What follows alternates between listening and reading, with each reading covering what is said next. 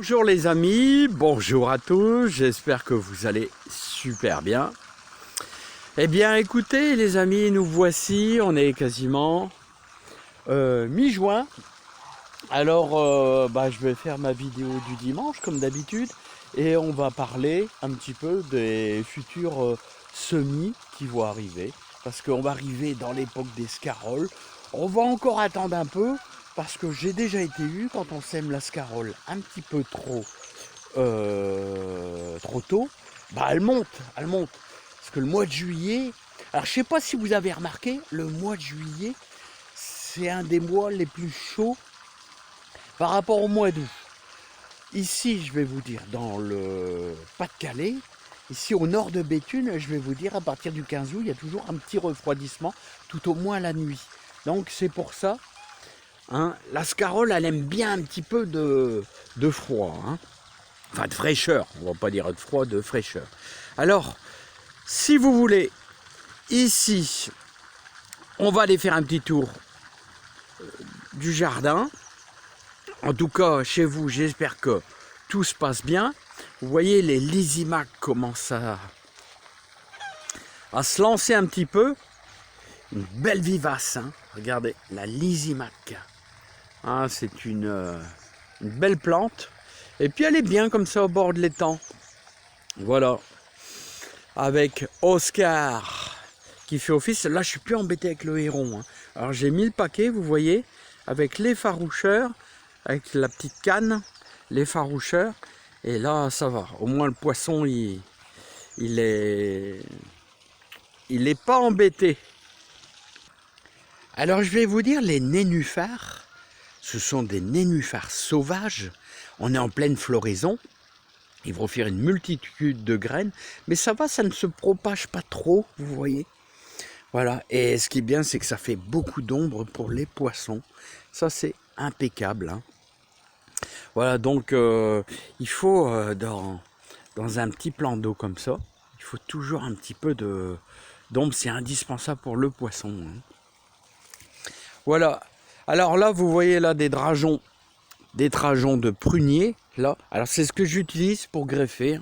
Alors certainement que c'est dû au mirabelle, le mirabellier, qui nous a fait une racine qui se prolonge. Il n'y aura vraiment pas beaucoup de mirabelle. Dire que l'année passée, j'avais énormément de mirabelle. Allez, on ouvre la partie au jardin. C'est parti les amis. Alors vous voyez, j'ai commencé cette semaine, vous voyez, à placer mon mètre cube d'eau de réserve pour cet été. Indispensable avoir de l'eau pour notre serre, voilà, ainsi que alimenter un petit peu nos fraisiers. Alors les amis, n'oubliez pas la chose la plus primordiale, si vous voulez avoir de la réussite dans votre jardin, tout dépend de ce que vous mettez l'hiver et des années passées. C'est super important.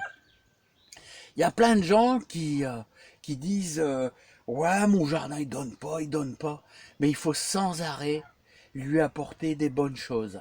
Sans arrêt.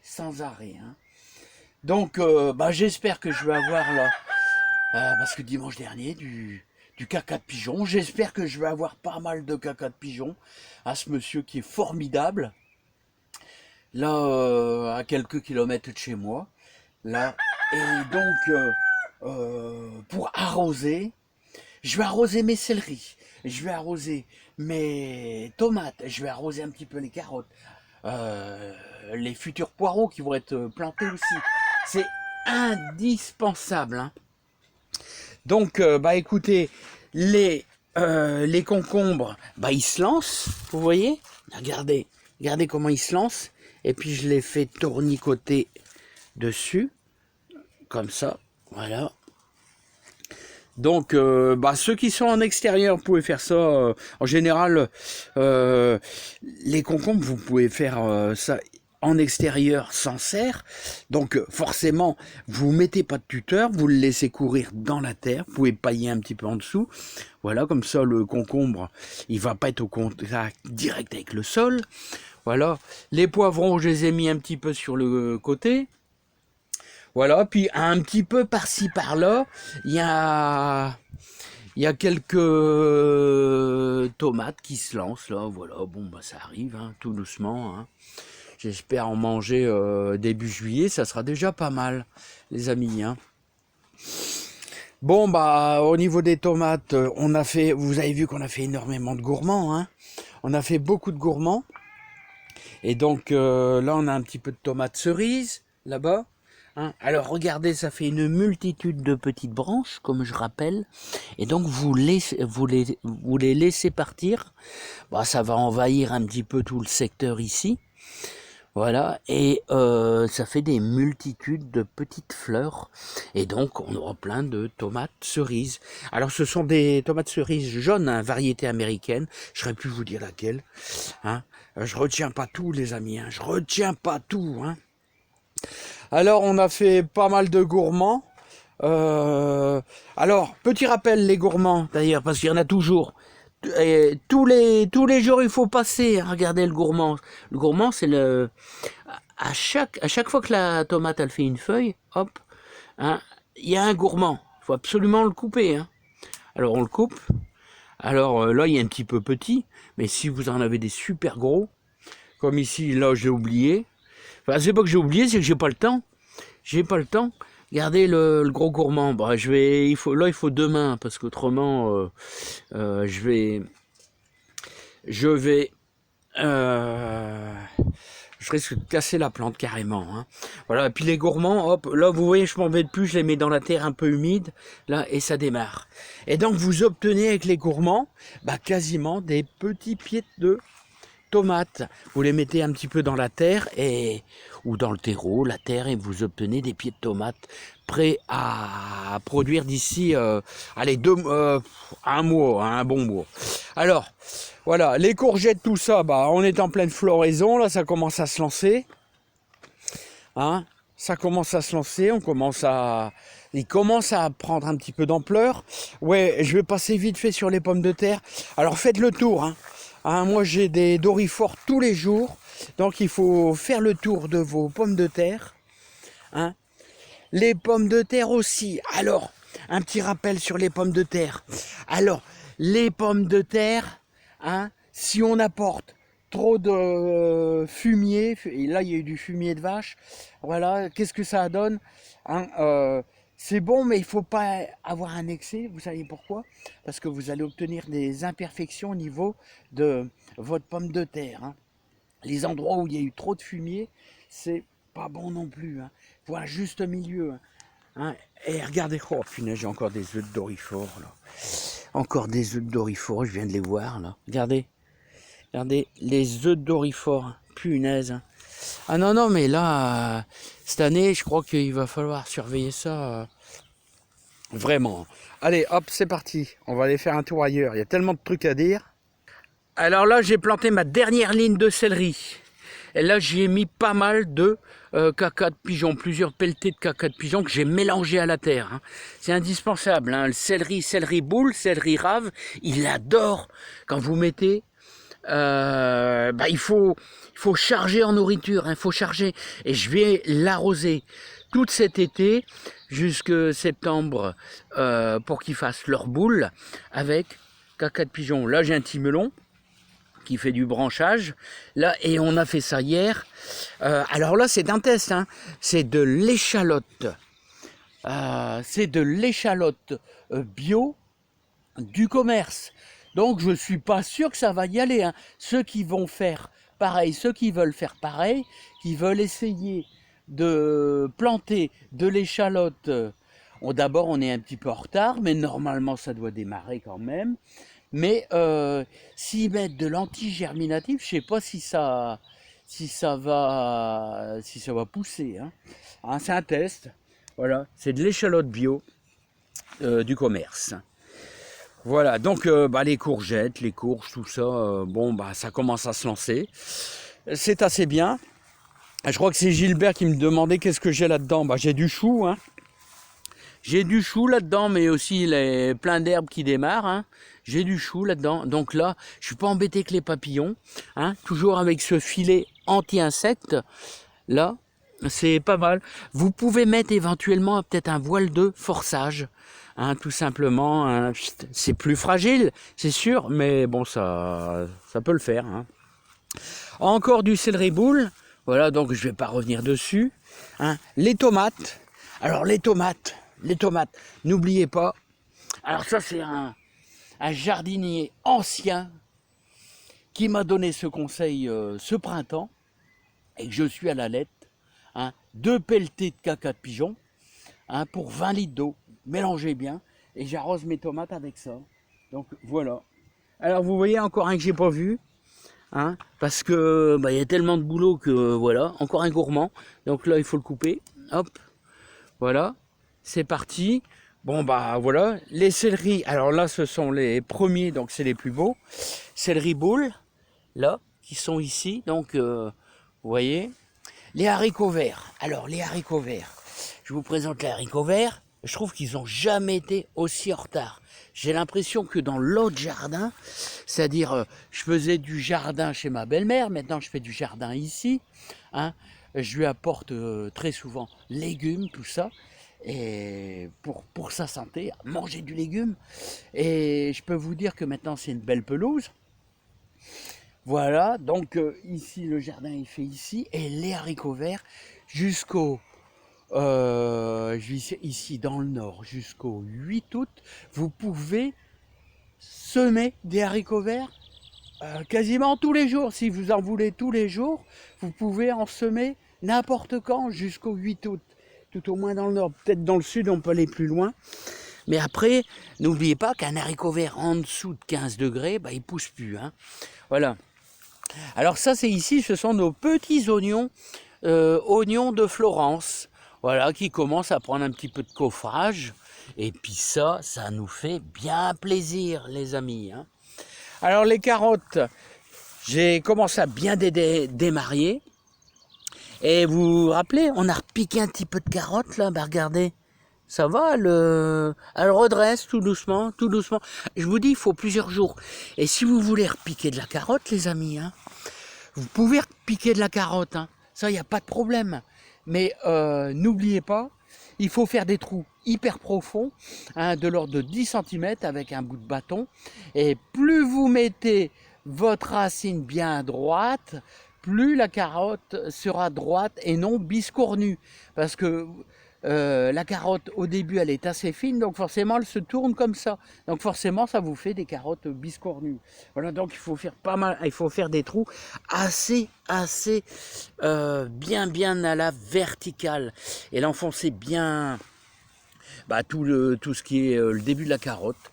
Voilà, les oignons, bah tout va bien. Alors les oignons toujours à ras du sol, hein, c'est-à-dire par rapport aux échalotes, on fait une butte, mais les oignons, vous les mettez simplement, hein, j'explique, hein, à quelques centimètres. Voilà, on va dire, allez, 5 cm, vous enfermez votre oignon. Et, comme ça, vous faites un petit trou de 5 cm. Voilà, vous mettez votre oignon. Et vous refermez votre terre tout simplement. Hein. Alors n'oubliez pas que les oignons, ils adorent, c'est la potasse. Les cendres de bois, comme les échalotes, pareil. Alors ici on a repiqué un peu de grosse paresseuse. Laitue, grosse paresseuse. Alors qu'est-ce qui se passe ici? Alors on a fait notre ligne, on a repiqué, voilà. Puis n'oubliez pas que les salades repiquées, hein, il faut les arroser quasiment tous les jours par ces grosses chaleurs. Et n'oubliez pas que quand vous voyez vos salades qui souffrent, hein, n'hésitez pas à prendre n'importe quel cajot, un petit cajot, quelque chose comme ça, une petite caisse alvéolée pour qu'il y ait un petit peu de soleil, mais léger, que vous allez mettre dessus. Voilà, il faut faire un peu d'ombre.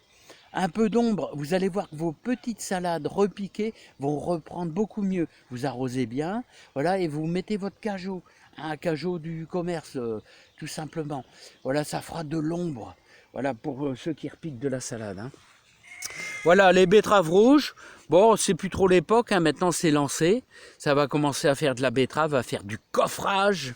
Voilà, et là, n'oubliez pas, Alors là, c'est de la laitue grosse paresseuse. Alors pourquoi est-ce qu'elle fait ce feuillage là bizarre? Bah c'est parce qu'elle est trop serrée. Et ouais. Alors les amis, hein, elle est trop serrée, mais bon, vous enlevez cette feuille là c'est de la feuille qui commence à pourrir. Alors je suis obligé, alors je distribue à tout le monde.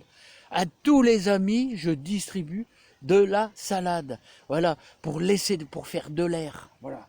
Mais c'est pas grave, hein. C'est pas grave. Regardez, quand il y a de la place, elle tourne. Voilà, elle est bien. Voilà, donc voilà, je commence à faire un peu de trou. Là, comme ça, elle va respirer mieux. Ça va aller mieux, hein. Hein, voilà. Bon, allez, 3 lignes de carottes, là, ici. J'ai commencé à faire un petit peu de place aussi.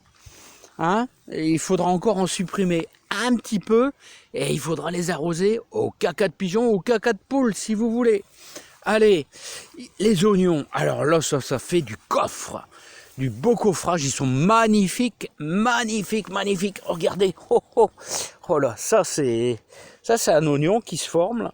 Il a été en train de faire sa boule, sa belle petite boule, et donc tout va bien. Les poireaux aussi, repiquage début juillet, et ben on est pas mal les amis, on est pas mal, ils commencent à être beaux, hein. Regardez, ils sont pas super gros, mais ils commencent à être beaux, voilà, donc il va falloir faire de la place, et il y a 2 salades qui sont apparues, je sais pas ce qu'il aura pris, là, voilà, ils se sont semés, des graines qui ont volé sûrement. Alors les manches-tout sont magnifiques, magnifiques les manches-tout. Regardez, ils arrivent à 1m20, 1m30 de hauteur. Et on en a mangé vendredi, regardez. Hein, on en a mangé vendredi. Alors c'est facile. Hop, vous cueillez. Surtout, moi vous enlevez la partie haute là. Hein, et ça, alors au beurre, avec une échalote, un petit oignon, une échalote, un tout petit peu d'ail aussi. Et puis vous allez vous régaler. Hein. C'est délicieux. Voilà les amis. Et vous pouvez même les manger comme ça, sans les cuire. Alors là c'est la partie soleil, il y en a tout plein les amis. Regardez. Voilà, on peut en cueillir tous les jours. Hein. Les mange tout. Voilà, alors les haricots verts, c'est ceux-là qui démarrent le mieux. Alors n'oubliez pas, deuxième conseil. Les amis, quand vous avez eu des trous, on a eu un épisode pluvieux avec plusieurs jours, des orages, des trucs comme ça a donné, voilà. Il y en a beaucoup qui ne sont pas venus. Alors qu'est-ce qu'on avait fait? Eh ben, hein, vous prenez votre plantoir, voilà, et puis à 5 cm, vous remettez un haricot, voilà, hop, vous fermez votre trou, voilà. Et cette petite ligne, là, vous voyez, on a pu ensemer un petit peu et ils vont quasiment rattraper cela, voilà. Par contre, je vais vous dire, mon espacement, là c'est une erreur, il faut dire aussi quand il y a une erreur, l'espacement est pas assez fort. Parce que quand ils vont prendre un peu de feuillage, on aura du mal à les cueillir. Moi, je vous conseille, là j'ai fait peut-être 25 cm, il faut au moins mettre entre chaque ligne. Entre chaque ligne, vous mettez 50 cm. Vous aurez de la place pour pouvoir récolter. Parce que là, je suis un peu serré, hein. C'est pas bon. 50 cm entre chaque ligne. Hein. Je vous le conseille, ça ira beaucoup mieux. Les échalotes. Alors là, j'en ai des vraiment magnifiques. Hein. Et là, c'est une autre variété. C'est un petit peu plus délicat. Hein. Vous voyez, là, je crois que j'avais marqué mi-corps. Et là, je crois que c'est des Red Sun. Bah, les Red Sun sont plus belles. Hein. Il n'y a pas photo. Hein. Il n'y a pas photo. Regardez. Hein. Là, ça fait de l'échalote magnifique. On peut les voir ailleurs. Hein. Regardez. Ils sont super belles.